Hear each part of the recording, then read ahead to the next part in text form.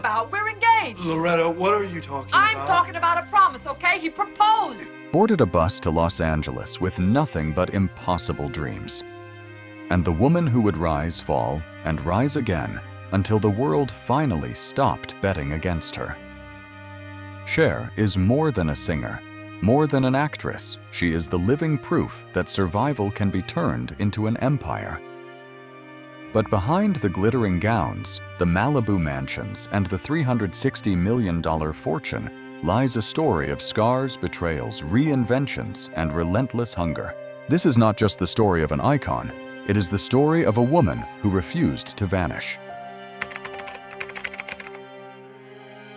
Cher's life did not begin in the glow of spotlights. It began in shadows where poverty and uncertainty pressed against her ribs like an iron cage.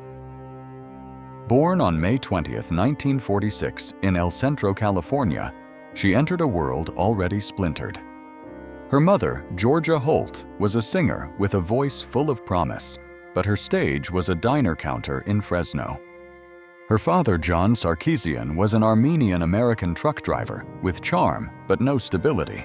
Their whirlwind marriage collapsed almost before Cher could form her first words, leaving her without an anchor. From her earliest days, the ground beneath her life shifted constantly. Georgia remarried again and again, 7 times in all. Some husbands returning like revolving doors. Each man brought new promises and new disappointments. For Cher, it meant no permanent home, no steady rhythm of love. She and her half-sister Jorgan became witnesses to their mother's restless search for security. Stability never arrived. The most haunting moment of all came when Cher was just 2 years old. In desperation, Georgia left her daughter in the care of a Catholic orphanage. It was not malice but necessity, a mother without resources making an impossible choice. Still, for a child, the image was searing wide eyes, watching her mother walk away. Tiny hands clinging to strangers. That memory of abandonment would linger like a scar beneath every stage light that would come later. Her childhood was a patchwork quilt stitched from borrowed places, grandparents' modest homes, rented rooms that smelled of dust shelters where nothing belonged to her. Winters were bitter. She remembered huddling under thin blankets as cold seeped through cracked walls. At school, shame followed her like a shadow. Her clothes were so ragged that classmates whispered her shoes so destroyed she bound them with rubber bands just to make it through the day. If the material hardships weren't enough, Cher also faced invisible battles. She struggled with dyslexia and what was likely an undiagnosed learning disorder. Teachers mistook her difficulty for laziness, her silence for rebellion. Report cards accused her of failures she could not explain. Where other girls daydreamed about dances and dresses, Cher's imagination conjured spotlights and rhinestones. She longed not simply to fit in, but to rise so high that no one could ever ignore her again. This cocktail of poverty, shame, and invisibility created the furnace that forged her hunger. To the outside world, she was the poor girl who would never matter. Inside, she was already writing a different script. One where she would refuse to be erased. By the time she reached 16, her desire to escape burned hotter than any fear. She packed a small suitcase filled not with possessions because she had few, but with impossible dreams. Then she boarded a bus bound for Los Angeles, chasing the faint outline of a destiny that no one but her could see. The world would soon discover that Cher's greatest fortune was not inherited wealth or industry connections. It was the hunger born in these early years, the hunger of a child who had once been invisible, now determined to make the entire world listen. The decision to leave was not glamorous. At 16, Cher was not a prodigy armed with record deals or scholarships. She was a girl who had barely scraped through school armed only with a stubborn dream. Her suitcase was light, her wallet nearly empty, but her determination weighed 1,000 pounds. Los Angeles in the early 1960s was a city of broken promises, a graveyard of failed actors and singers who had arrived with the same fire. Cher didn't care. For her, staying in the life she had known felt like a slower kind of death. The city greeted her with its usual indifference. She had no money for rent, no contacts, no safety net. She drifted between odd jobs and borrowed couches, trying to carve a space in a world that didn't notice her. But fate, or perhaps resilience, introduced her to a man who would become both lifeline and destiny, Sonny Bono. Sonny was nearly a decade older, already working in the music industry as an assistant to legendary producer Phil Spector. When he met Cher, she was just a teenager with an unusual contralto voice and a presence that felt larger than her frame. Their connection was first pragmatic. He offered her a couch when she had nowhere else to sleep. But necessity soon grew into companionship, then into a partnership that would alter the trajectory of both their lives. Los Angeles in those days was a crucible of sound. Rock folk and pop collided in smoky clubs and recording studios, buzzing with new ideas. Sonny recognized in Cher something raw but magnetic, a voice that carried both ache and defiance. He began involving her in background vocals for Spector's sessions. Buried in the layers of sound were the first traces of her on records by the Ronettes and the Righteous Brothers. It was not stardom, but it was a foothold. By 1965, their personal bond had intertwined with creative chemistry. They became Sonny and Cher, an unlikely duo that looked almost comical to some industry insiders. He short and mustached, she tall and striking with long dark hair. But when their voices merged in "I Got You, Babe," the world stopped laughing. The song was a revelation. It was tender, simple, and unshakably catchy. More than that, it was a statement. For Cher, it meant something deeper. After years of feeling invisible, here was proof that the world could at last hear her. "I Got You, Babe" shot to #1, selling millions and cementing Sonny and Cher as icons of the mid-60s. Overnight, the girl who once tied rubber bands around broken shoes was on television screens across America, singing of love and belonging. For a brief moment, she was not the abandoned child, not the struggling student. She was half of a phenomenon. Yet even as the spotlight burned brighter, shadows lingered. Success did not erase the fragility of her foundation. Their films flopped, critics questioned their staying power, and whispers of decline began almost as quickly as their ascent. For Cher, however, the song's success was more than a hit record. It was the first rung of a ladder she had vowed never to fall from. Los Angeles had been a gamble, a city where countless dreamers collapsed under the weight of rejection. For Cher, it became the proving ground.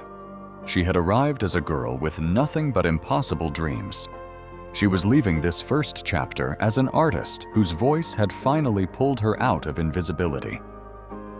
But fame, she would soon learn, was fickle. The climb had begun, but the mountain was still endless. For a time, Sonny and Cher seemed untouchable. Their quirky chemistry, his deadpan humor against her sharp wit, became a trademark that audiences adored. They weren't just singing, they were performing a relationship, one that looked both playful and authentic. America fell in love with the idea of them not only as a musical act, but as a couple who embodied the spirit of the 1960s, rebellious, unconventional, and somehow relatable. Television amplified their reach. With the launch of the Sonny and Cher Comedy Hour in 1971, the pair invaded millions of living rooms. Sequined gowns, satirical sketches, and duets turned the show into a cultural event. Ratings soared. Cher, with her long hair and fearless fashion, quickly became a style icon. Designers clamored to dress her, and her face appeared on magazine covers around the globe. For a woman once shamed for wearing tattered clothes to school, it was a surreal reversal. Yet beneath the glitter and laughter, cracks were spreading. The marriage between Sonny and Cher had begun not in equal footing, but in dependency. Sonny was the mentor, the gatekeeper, the one who first gave her a couch to sleep on. As success grew, so did the imbalance.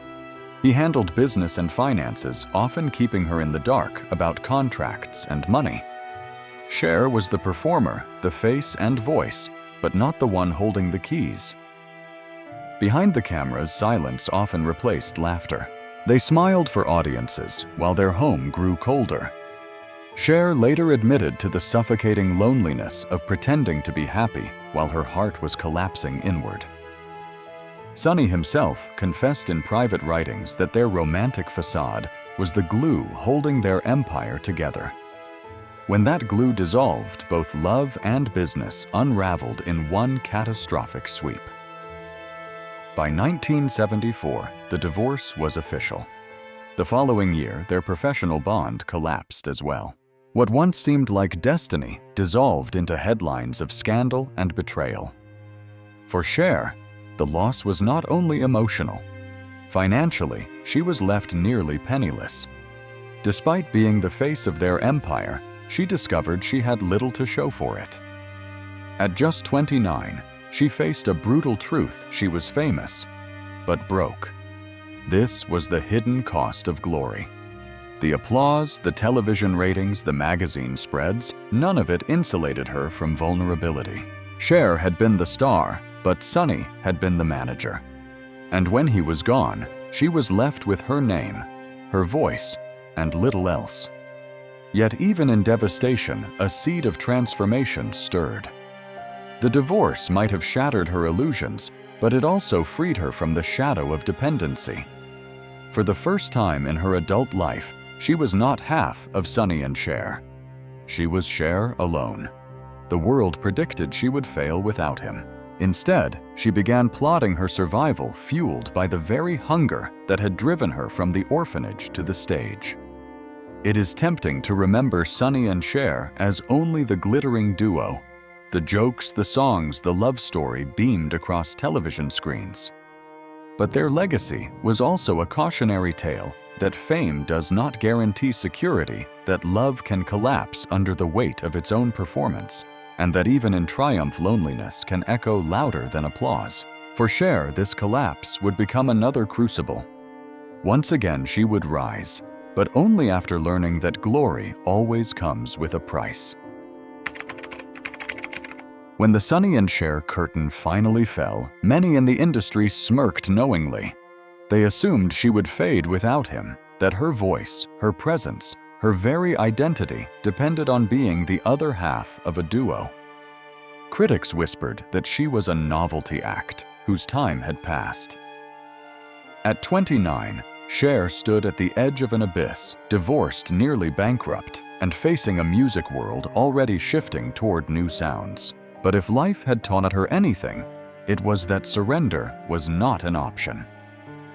She launched her first solo television project, simply titled Cher, in 1975.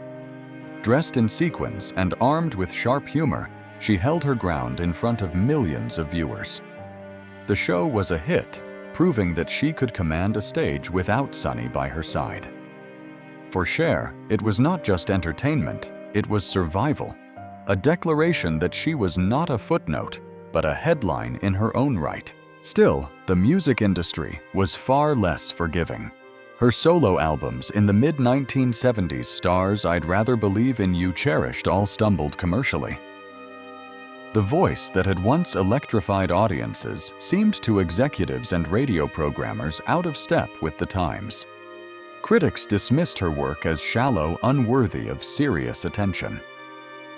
For a woman who had already tasted superstardom, the rejection was humiliating.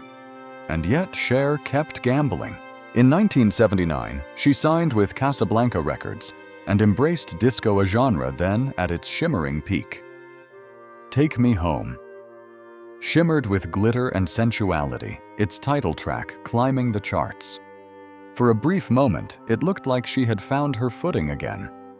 The album sold over 500,000 copies in the United States, giving her a certified gold record and a much-needed financial lifeline. But reinvention is rarely a straight road. When she tried to stretch disco further with Prisoner later that same year, the industry turned its back. The record collapsed, caught between commerce and authenticity. By 1980, she stripped away sequins altogether and attempted something bolder, fronting a rock band, Black Rose, with her then partner, Les Dudek. For the first time in years, she wasn't Cher the brand, she was simply a bandmate standing shoulder to shoulder on sweaty club stages. The experiment failed. Without her name plastered across the cover, audiences overlooked the project entirely. The album vanished into obscurity. The band dissolved, and the romance behind it unraveled. For Cher, it was yet another sting. She had tried nearly every route, pop, disco, rock, and each one seemed to lead to silence. By 1982, she was 36 years old, twice divorced, financially unstable, and widely considered irrelevant in an industry obsessed with youth. For many, that would have been the end of the story. For Cher, it was only another turning point. The hunger born in childhood, the same hunger that once carried her on a bus to Los Angeles, would not allow her to disappear. If music doors were closing, she would kick open another. And this time, it would not be in song, but in film. Her fortune, so often measured in money and hits, was still elusive. But she carried something rarer, the audacity to keep trying again and again long after the world had written her off. By the early 1980s, Cher stood at a crossroads. Her records weren't selling. Her musical experiments had collapsed, and the critics had nearly buried her career. But where others saw an ending, Cher saw an opening. Reinvention had always been her survival instinct, and now she would gamble on the most intimidating frontier of all Hollywood. For Cher, acting wasn't vanity. It was necessity. She needed a way to rebuild her career, her finances, and her reputation. Yet the odds were stacked against her. The industry did not take singers-turned-actors seriously, especially not women in their 30s. Still, she walked into auditions with the same defiance that had carried her from the orphanage to the spotlight. Her breakthrough came in 1983, with Silkwood, a drama about labor struggles and nuclear power. Playing Dolly Pellicer, a vulnerable lesbian factory worker, Cher stripped away sequins and celebrity. There was no glamour, only raw truth. The performance stunned critics. For the first time, the world saw her not as a pop star grasping at relevance, but as an actress of depth and honesty. Silkwood earned more than $35 million at the box office and brought Cher her first Academy Award nomination, along with a Golden Globe win. It was validation money could never buy. More roles followed. In Mask 1985, she embodied Rusty Dennis, a mother fighting for her son born with a severe facial deformity. The performance earned her the Best Actress prize at Cannes and further established her credibility. Then came The Witches of Eastwick 1987, where she starred alongside Jack Nicholson, Michelle Pfeiffer, and Susan Sarandon, holding her own with ease among Hollywood's elite. Each role brought six-figure paychecks, slowly rebuilding her financial foundation. But the true turning point came in 1987 with Moonstruck. As Loretta Castorini, a Brooklyn widow caught between love and obligation, Cher was luminous. She was funny, vulnerable, grounded, and unforgettable. The film was a box office triumph, grossing nearly $100 million worldwide, a staggering success for its era. More importantly, it won her the Academy Award for Best Actress. At 41, an age when most actresses were told their careers were fading, Cher stood at the summit of Hollywood. That Oscar wasn't just a statue, it was vengeance. It was proof that every critic who had called her washed up, every executive who had dismissed her, every fan who had doubted her had been wrong. The woman who once taped rubber bands around her shoes had conquered not one but two industries. With her victory money and respect finally flowed together. Contracts grew, larger endorsements piled up, and she found herself with the kind of financial security that had eluded her for so long. Yet even in triumph, Cher knew better than to rest. Fame is cruel, and every peak in her life had always been followed by a plunge. The Oscar wasn't the finish line, it was a new beginning. Because if there was one thing Cher had learned, it was that the world loved to doubt her.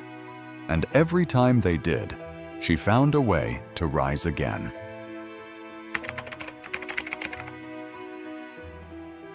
Winning an Oscar might have been enough for some, but not for Cher. For her triumph always carried a dangerous undertone, the fear of fading. Awards glittered, but they didn't guarantee a future. She had climbed to the top of Hollywood. Yet the pulse of music, the place where her soul first took flight, still called her back. And so, in the late 1980s, Cher prepared to gamble again. In 1989, she released Heart of Stone, an album that blended pop rock anthems with power ballads. It arrived at a perfect moment, riding the late 80s wave of arena-sized sound.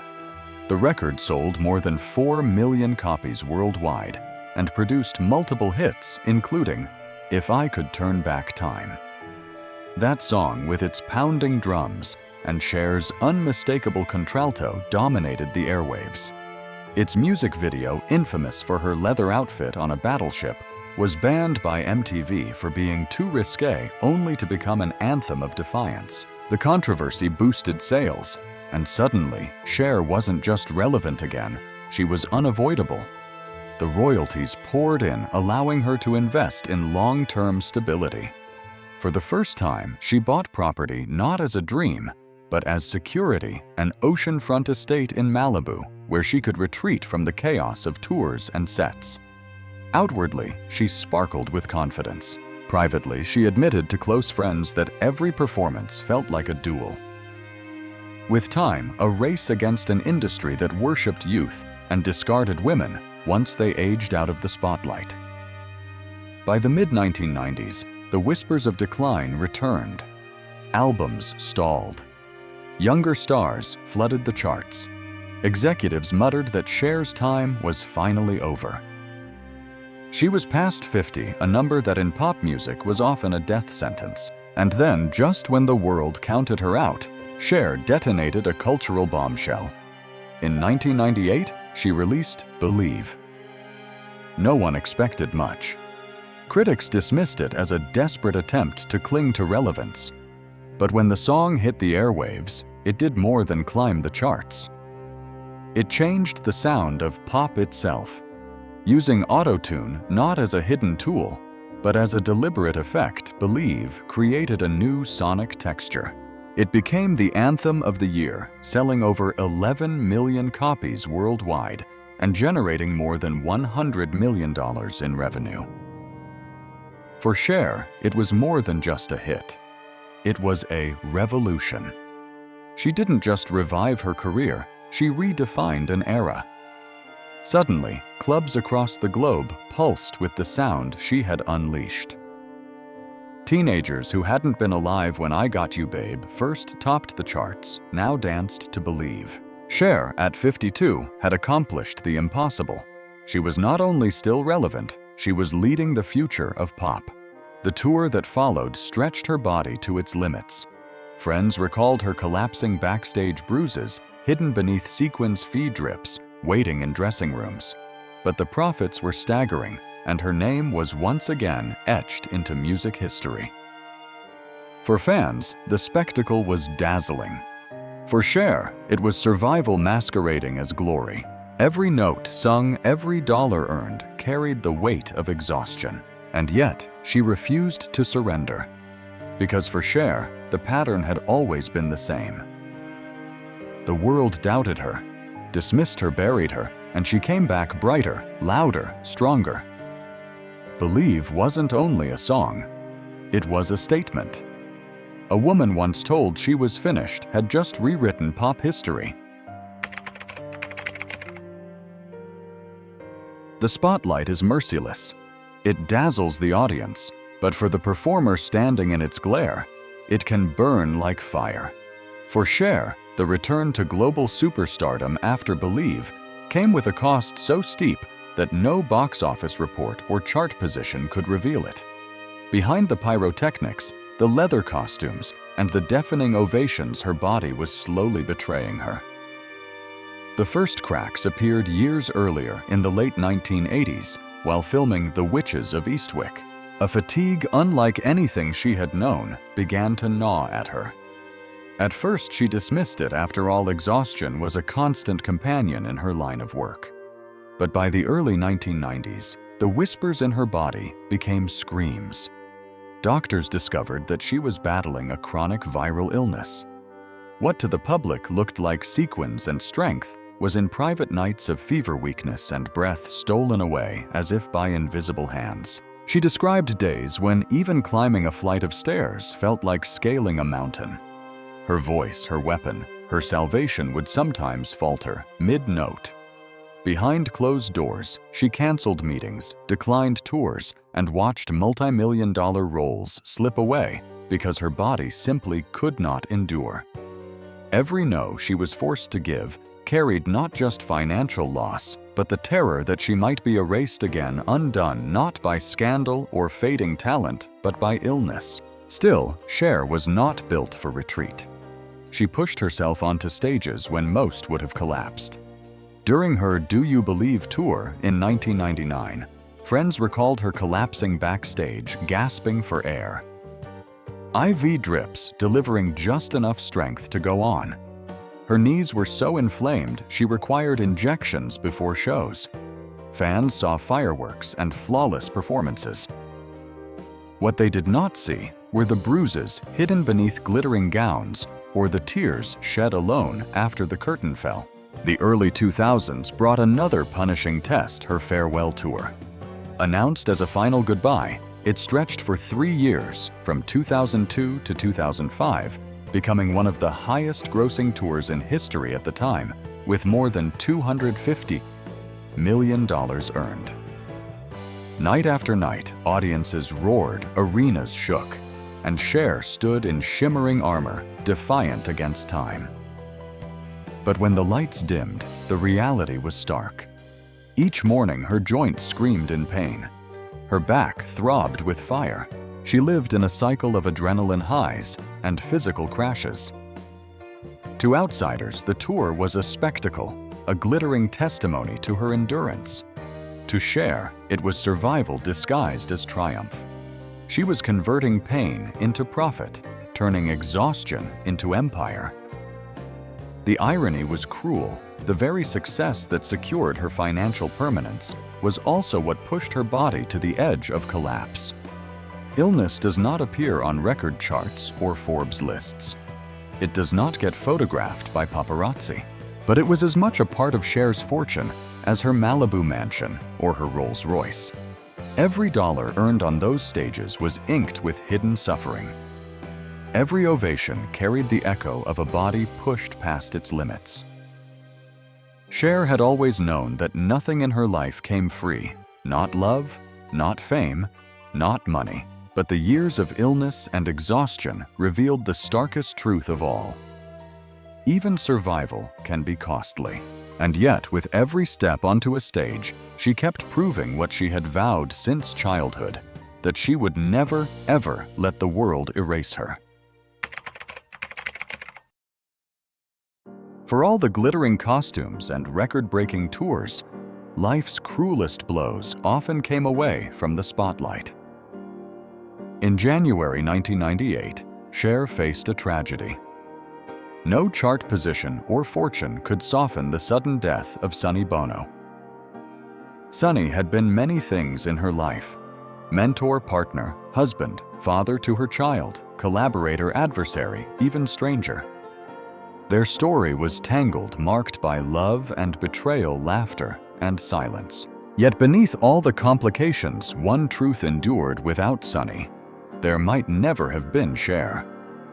He had seen possibility in a frightened teenager with crooked teeth and no confidence, and together they had built an empire from scratch. News of his skiing accident in Aspen, Colorado spread like wildfire.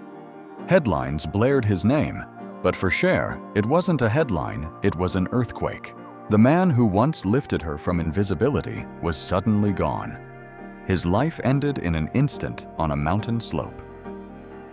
She boarded a plane back from London, within hours her body present, but her spirit hollow. Witnesses described her pressing her forehead against the airplane window, staring into the endless sky with a grief that no altitude could escape. At Sonny's memorial service, Cher was not the sequined diva the world adored. She stood stripped bare of spectacle, just a woman in mourning. When she walked to the podium, the room fell into a silence so heavy it seemed to press the air from every chest. Her eulogy was raw, trembling, unrehearsed. She did not catalog the betrayals, the business disputes, or the bitterness that had marked their final years together. Instead, she unearthed gratitude. "Without him, I would not be here," she confessed, her voice breaking yet steady. With those words, the decades of laughter, applause, and conflict all dissolved, leaving only love, respect, and acknowledgement. Those in the room whispered that time itself seemed to pause as she spoke, as if the universe recognized the bond being honored. When Sonny's body was lowered into silence, what remained was not scandal or resentment, but the undeniable truth that he had been the foundation of her becoming. That grief left scars that no fortune could soothe. For Cher, the loss was not just of a man, but of a piece of herself. The young girl who had once believed in his dreams, the duo that had once defined a generation, the family that had fractured but never vanished entirely. Even in their separation, Sonny had been a constant in her story. Without him, the world felt emptier. Cher carried his absence forward, stitched into her resilience. She would go on to tour, to sing, to reinvent yet again, but behind every ovation lingered the echo of Sonny's belief in her. His death was a reminder that all the mansions, cars, and millions she had built could never replace the simple permanence she had once longed for, love that endures even when the person is gone.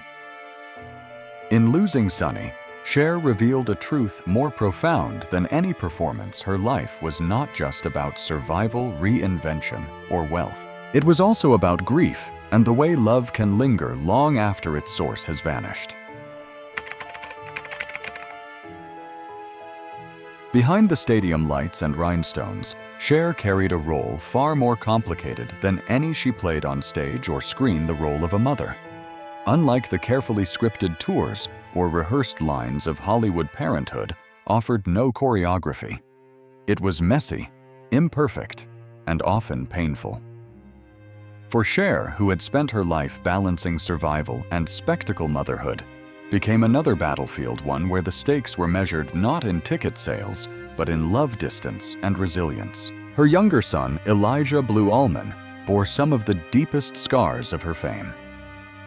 Born in 1976, during her turbulent marriage to musician Greg Allman, Elijah entered a world already unstable. By age 7, he was sent away to boarding school. To adults, it may have looked like necessity, a way to protect him amid the chaos of tours and divorces. But to a child, it felt like exile. Decades later, Elijah admitted the wound never fully healed. When you go to boarding school at 7 years old, it's kind of hard to feel like you're not being shunned. His words were quiet but sharp, echoing the abandonment Cher herself had endured as a child, left in an orphanage. That cycle of absence haunted their relationship. Elijah grew into a man carrying both admiration and ache, never fully free of the shadows of distance. There were attempts at reconciliation, moments when laughter returned, especially when he briefly lived at Cher's Malibu estate with his wife in 2013. But disputes and silences followed. He described their bond as a work in progress, words that reflected both the fractures and the enduring thread of love. Beneath the hurt, he still admitted softly, "She's really talented. She's gorgeous. I mean, she's Cher. What's not to love? Admiration wrapped in ache, that was the truth of their connection. Her first child, Chaz Bono, carried a different story, one rooted in identity and transformation. Born Chastity Bono. The only child of Cher and Sonny Chaz, grew up under relentless flashbulbs, but inside a deeper truth waited. In the late 2000s, Chaz began his transition, choosing to live openly as a man. For the world, it was headlines. For Cher, it was an earthquake. Though celebrated globally as an icon of inclusivity, she admitted the journey was not easy. "I did not go through it that easily," she confessed. It was not rejection, but fear. Fear of change, fear of loss, fear of stepping into a future she could not control. Yet as always, Cher chose growth over retreat. Slowly, painfully, she shifted from confusion to fierce support. She listened. She learned. And eventually, she stood proudly beside Chaz, not just as his mother, but as his defender. "Chaz is so happy now," she later revealed, "and we get along better than ever." Their relationship became a testament that love, even when stretched to breaking, can be remade stronger. These two stories, Elijah's longing and Chaz's courage, revealed the complexity of Cher's motherhood. She was not a perfect mother, nor did she pretend to be. Her career often devoured the very hours meant for bedtime stories and hugs. Her children sometimes carried the cost of her stardom like a shadow. But what endured was a love that refused to vanish. For all her wealth and fame, Cher's truest empire was not Malibu mansions or platinum records. It was this, the resilience of bonds, tested, broken, and rebuilt. The imperfect, fragile, enduring truth that motherhood is not about control or perfection, but about showing up even if it takes a lifetime to learn how. To the outside world, Cher's fortune is dazzling. Magazines print glossy spreads of her Malibu mansion. Breathless headlines tally up the value of her estates, and fans imagine the luxury of walking through rooms draped in marble and ocean light. Yet for Cher, wealth was never simply decoration. Every wall, every car, every chandelier was not just a symbol of extravagance, it was a monument to survival. Her Malibu estate is perhaps the crown jewel. Perched high above the Pacific Ocean, the Italian Renaissance-inspired home sprawls across 13,000 square feet. Bronze doors open into soaring ceilings. Marble floors stretch endlessly, and courtyards echo with the hush of waves below. It took nearly 5 years to build, completed in 1999 on land she had bought a decade earlier for just under $3 million. Today, it is valued at more than $80 million. To visitors, it is breathtaking. To Cher, it is permanence. A sanctuary carved from the instability of her youth, a place where she could finally plant roots after a lifetime of being uprooted. But Malibu was not her only fortress. In the 1970s, she and Sonny once lived at the famed Owlwood Estate in Holmby Hills, a palatial Renaissance mansion that later carried a price tag of $115 million. In Benedict Canyon, she owned a Moroccan-style palace with stables, tennis courts, and horseback trails, a dream of opulence later sold to actor Eddie Murphy. In 2013, she purchased a cozier English-style retreat in Beverly Hills, filled with reclaimed wood, koi ponds, and a more intimate sense of peace. Each property marked a chapter not just in career success, but in her ongoing pursuit of something she had been denied as a child: stability. Even her cars tell stories. A Rolls-Royce Silver Wraith from the 1950s with leather seats worn by years of triumph and sorrow. A sleek Porsche 911, roaring like a declaration that she was always moving forward.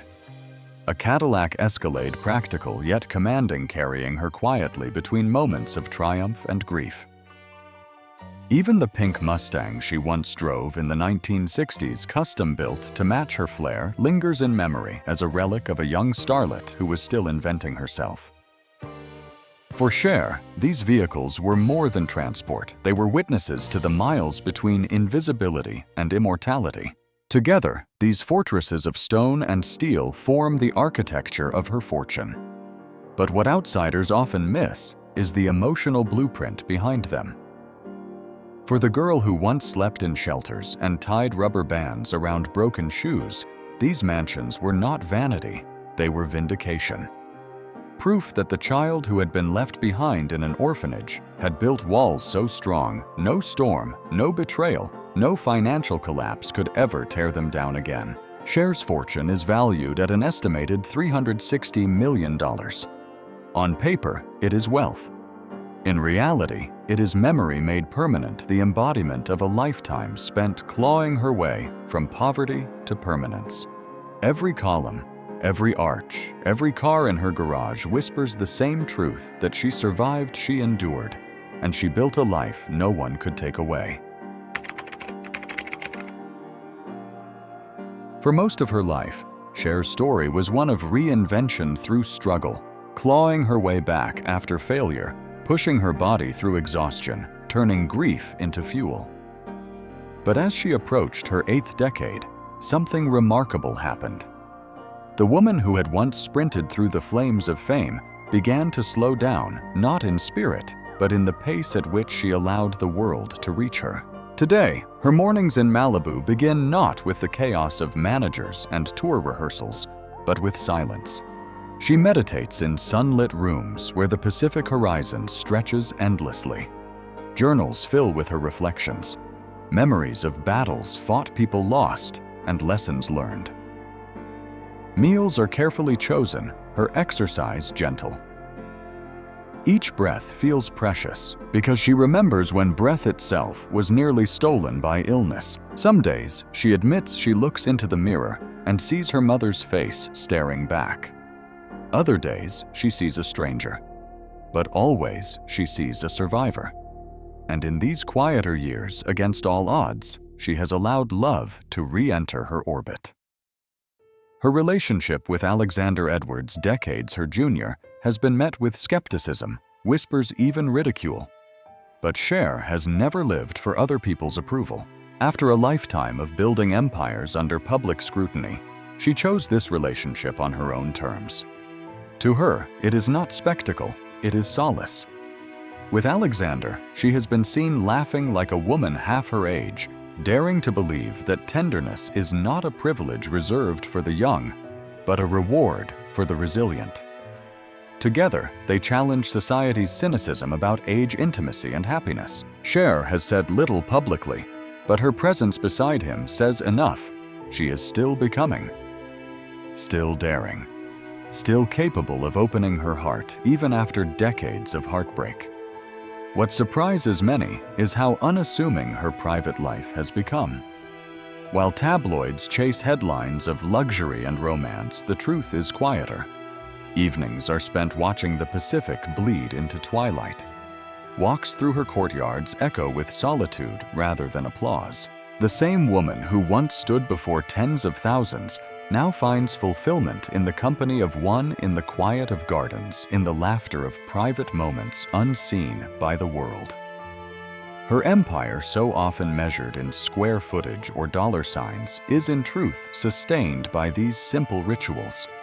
Love, reflection, and peace, things she once thought impossible during her restless youth. For Cher, late life has not been about clinging to stardom, but about choosing the version of happiness that fame once denied her. And in doing so, she has given the world one final reinvention, proof that even after decades defined by battles and reinvention, there is a softer kind of power. The power to rest, the power to love, the power to live on her own terms.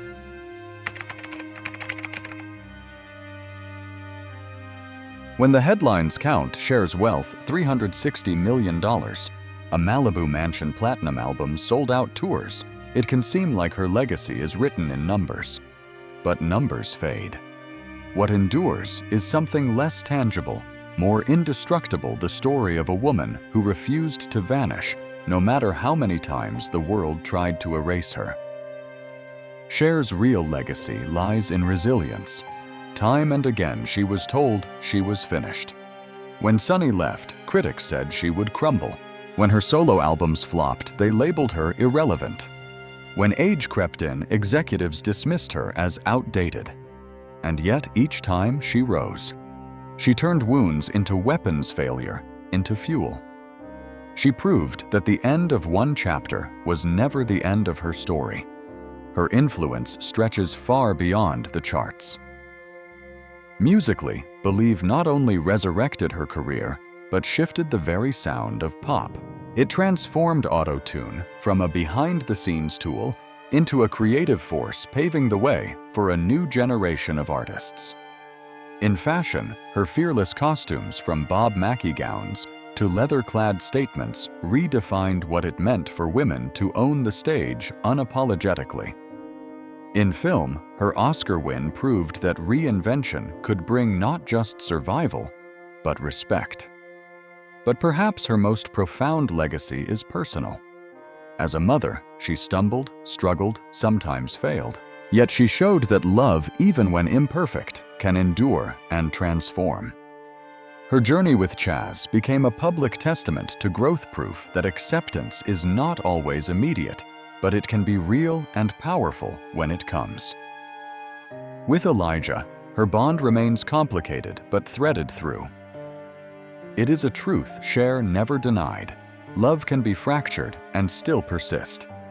Her advocacy also cannot be separated from her legacy. Long before it was fashionable, Cher stood as a fierce ally for the LGBTQ+ community, not as decoration, but as lived truth. She turned her own struggles into empathy, lending her platform to voices often silenced. For countless fans who felt invisible, Cher became a beacon, reminding them that survival was possible, that difference could be power. Legacy is not built in applause alone. It lives in the hearts. She lifted fans who danced through heartbreak to her songs. Women who saw in her defiance a mirror of their own strength, men and women who dared to reinvent themselves because Cher had shown it could be done. Her wealth may dazzle, but her truest empire is made of memory, influence, and inspiration. In the end, Cher's legacy is not that she was flawless, but that she was relentless. She stood as proof that imperfection does not disqualify greatness, that a girl abandoned in an orphanage, mocked for her struggles, and written off by critics could still write herself into history. Cher's true fortune cannot be counted. It is carried in the resilience she embodies, the barriers she shattered, and the hope she left behind. Cher's story is often told through the glitter of her career. The platinum records, the box office triumphs, the Las Vegas residencies, the Oscars and Grammys. But when the lights fade, what remains is not the spectacle.